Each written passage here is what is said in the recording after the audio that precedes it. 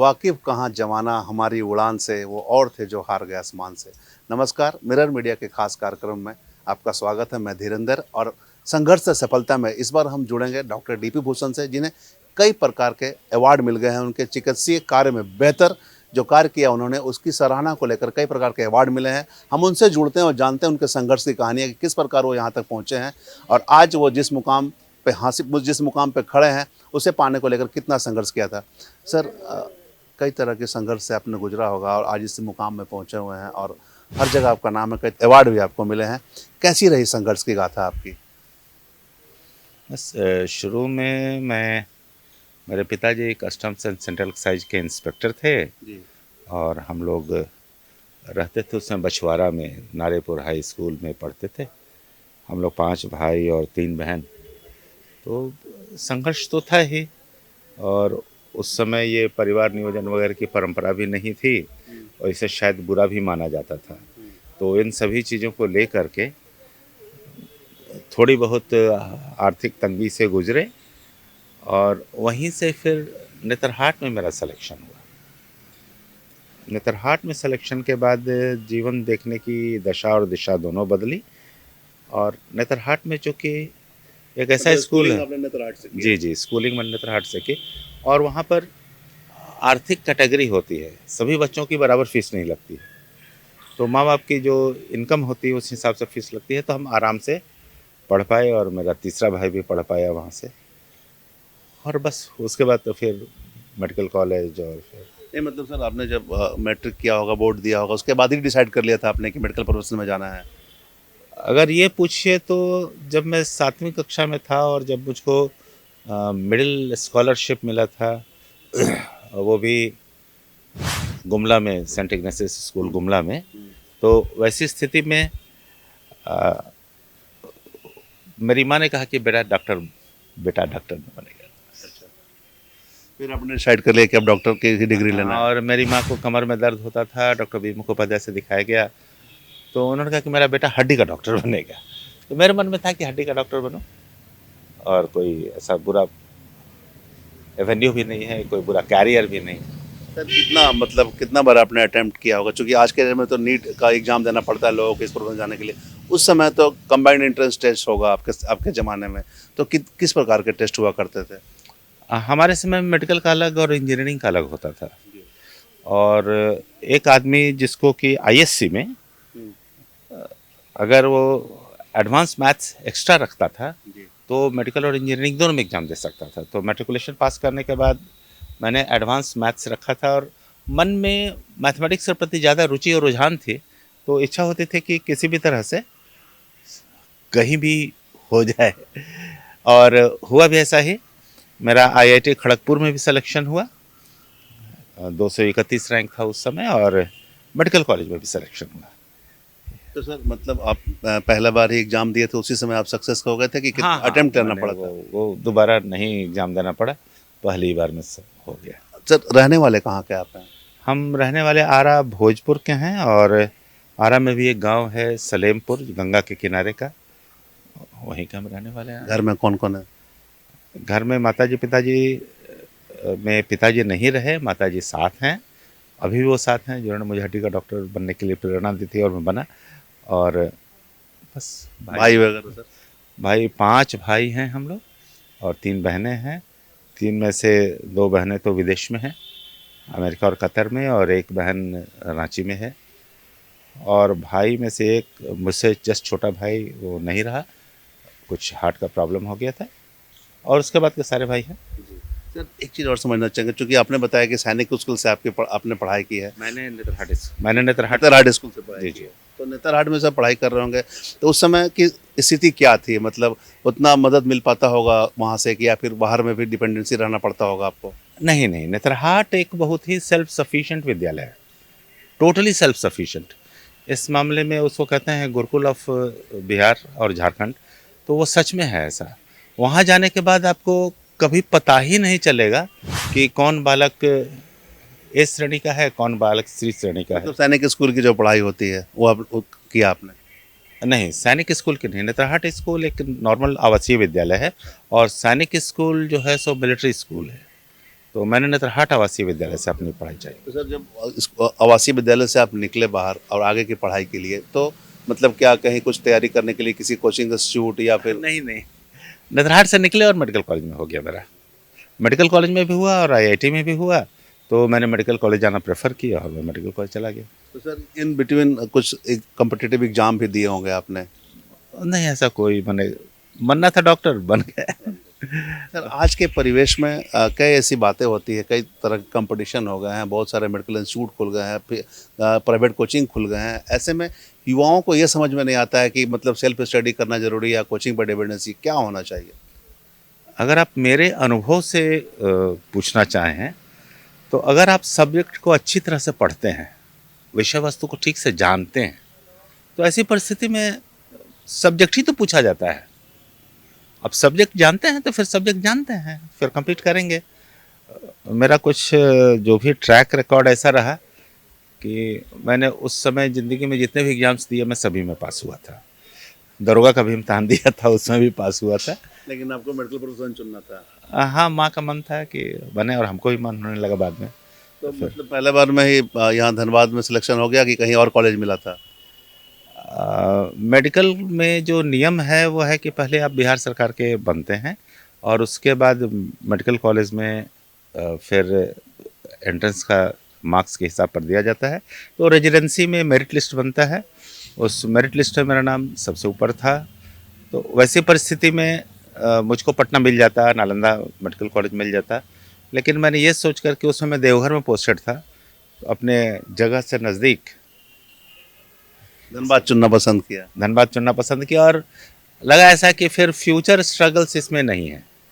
Future struggles in the sense कि जैसे residency के बाद रजिस्ट्रारशिप होता है, असिस्टेंट प्रोफेसर, फिर प्रोफेसर, तो धनबाद बगल में भी था और धनबाद में क्लियर कट कैरियर भी दिख रहा था। जब एमबीबीएस की आप दे रहे होंगे कंपटीशन, चाहे दिए होंगे, तो उसमें लग रहा होगा कि नहीं पता नहीं होगा नहीं होगा, क्योंकि बहुत सारे संख्या उस समय कम होगी मतलब कंपटीटर की। नहीं, ये तो हमेशा किसी भी कंपटीशन में हमेशा ये होता है कि कुछ लोग होते हैं सेलेक्ट और कुछ लोग नहीं होते हैं। तो जैसा कि मैंने बताया आपको कि कभी ऐसा हुआ नहीं कि किसी में सेलेक्ट नहीं हुए। और उसके बाद मेडिकल कॉलेज के बाद हम फिर पीजीआई चंडीगढ़ में भी गए और पीजीआई चंडीगढ़ में ऑर्थोपेडिक्स में पूरे हिंदुस्तान में 2 सीटें थी, वहाँ भी सेलेक्ट हुए और ऑल इंस्टीट्यूट में भी सेलेक्ट हुए। तो मुझको लगता है कि ईश्वर की कृपा रही कि सब्जेक्ट समझ में आता था और मैं कंप्लीट होता चला गया। अच्छा, मतलब कुल मिला के आपको उतना स्ट्रगल नहीं करना पड़ा? नहीं, स्ट्रगल इन द सेंस जो आर्थिक स्ट्रगल है वह करना पड़ा, पढ़ाई में स्ट्रगल नहीं करना पड़ा क्योंकि मैं स्ट्रगल करके ही पढ़ता था। मैंने आर्थिक संकट मतलब किस प्रकार के आए आपके पास?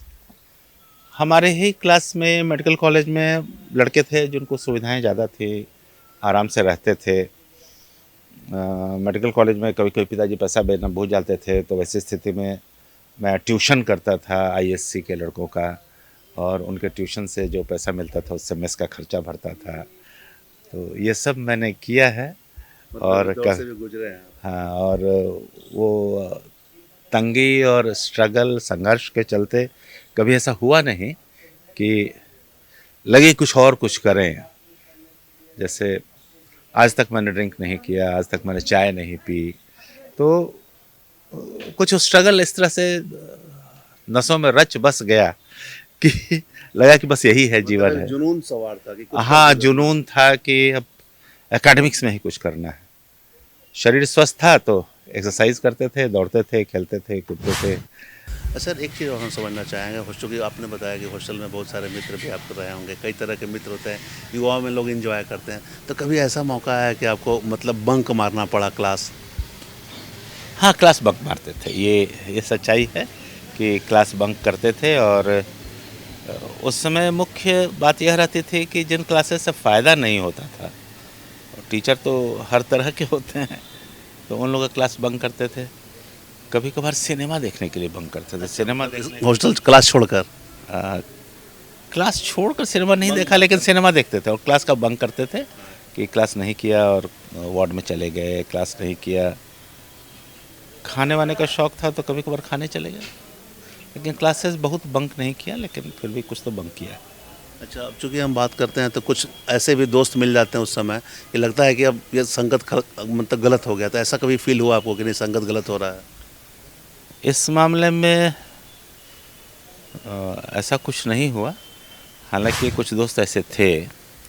मेरा एक जो सबसे करीबी दोस्तों में से एक था, सुशील शर्मा, अभी वो नहीं रहा। तो उसको पता नहीं ईश्वर की क्या प्रदत्त शक्ति थी कि उसको नशा होता नहीं था। 40 काम्पोज की गोली खा जाए उसको कुछ नहीं हो। तो वो हमेशा कुछ न कुछ नशे में ही रहता था।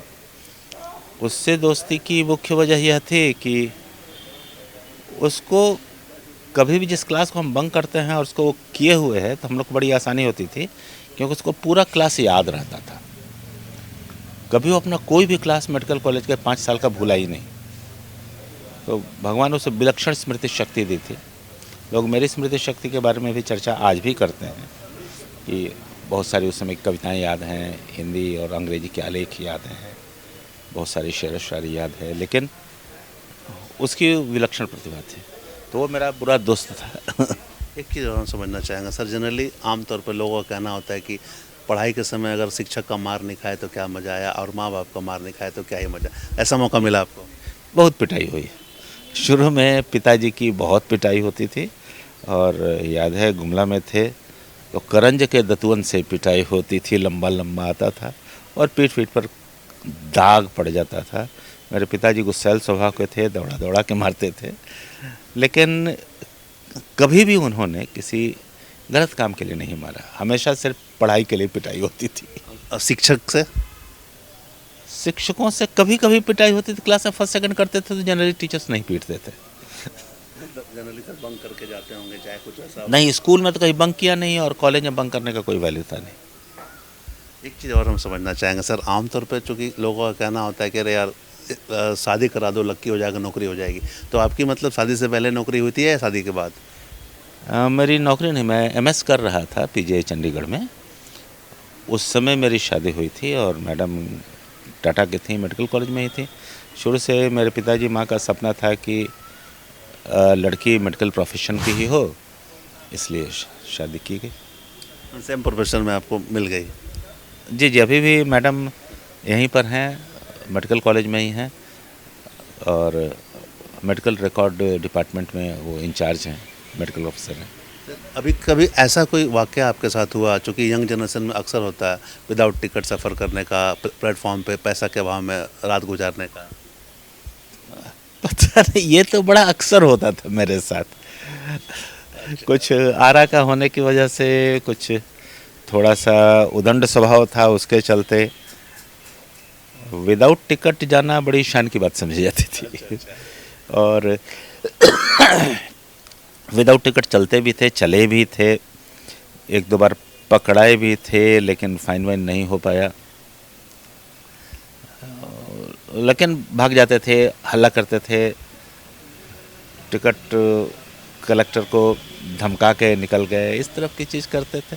चले हैं। कभी आर्थिक स्थिति के कारण स्टेशन पर रात गुजारना हो? जब मैं शुरू में आता था तो मैं अक्सर रात में स्टेशन पर ही सोता था। मतलब क्या इकोनॉमिकल प्रॉब्लम के कारण, या फिर नहीं मिल पाते थे कहीं रुकने का? मैं सोचता था कि होटल में जाकर 400 या 500 रुपया दूंगा, उससे बढ़िया कुछ से कुछ खा पी लेंगे। ये सोच करके, और स्ट्रगल तो था ही, पैसा तो ऐसा नहीं था। हमेशा स्टेशन पर बहुत रातें गुजारी, अगर गिना जाए तो मुझको लगता है कि 400-500 रातें गुजारी हैं मैंने स्टेशन पर। स्पोर्ट्स के क्षेत्र की अगर हम बात करें तो उसमें कहाँ रुचि है आपकी? कौन सा स्पोर्ट्स उस समय खेलते होंगे आप, ज़्यादा पसंद करते थे? मैं सारे स्पोर्ट्स खेलता था। फुटबॉल में मैं कॉलेज टीम में था, स्कूल टीम में भी था। हॉकी मेरा प्रिय खेल था, तो स्कूल टीम में भी था, और जब मेडिकल कॉलेज में आया तो मैं यूनिवर्सिटी खेलता था। टेनिस में मैंने एक्सेल किया। टेनिस का मैं अपनी यूनिवर्सिटी का, ललित नारायण मिथिला यूनिवर्सिटी का कैप्टन था, यूनिवर्सिटी कैप्टन था उसमें। इसके अलावा पीजीआई चंडीगढ़ गया तो मैं वेट लिफ्टिंग का ओपन चैम्पियन था, और दौड़ने वगैरह में मैं लॉन्ग रनर था, शॉर्ट स्प्रिंटर में था नहीं।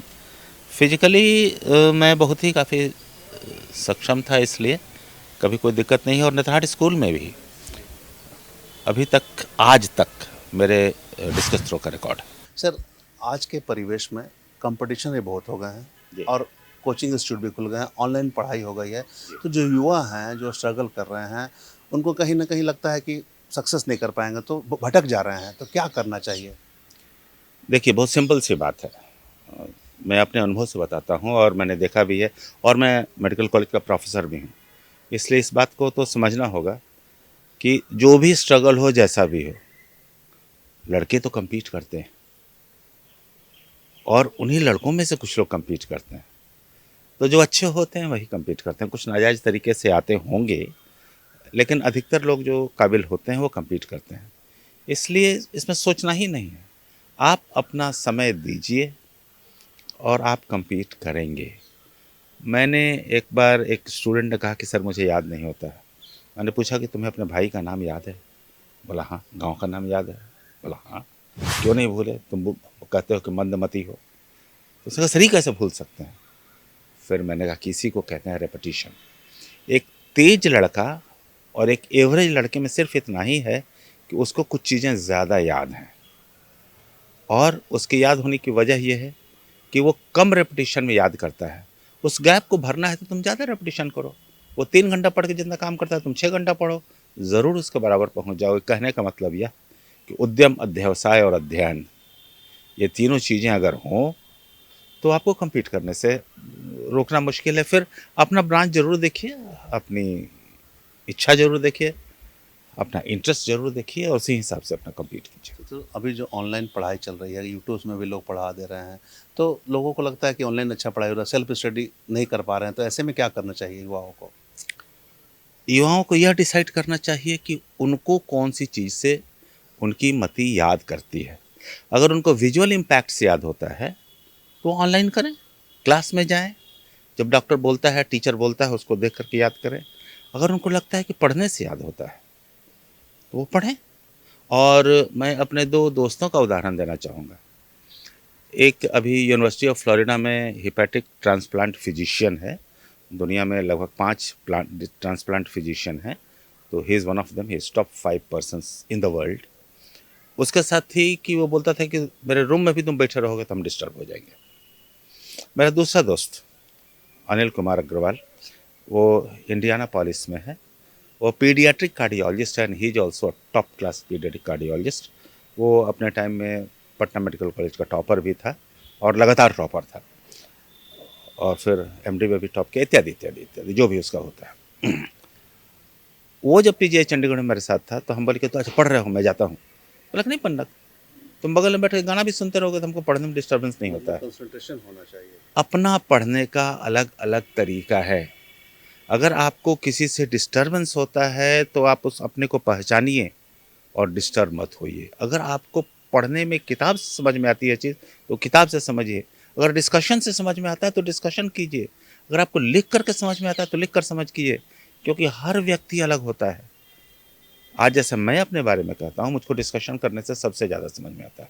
अगर मैं कोई चीज़ पढ़ लूँ और मैं किसी को सुना दूँ, वो चीज़ मेरी होगी, फिर अगले 50 सालों तक मैं नहीं भूलूँगा।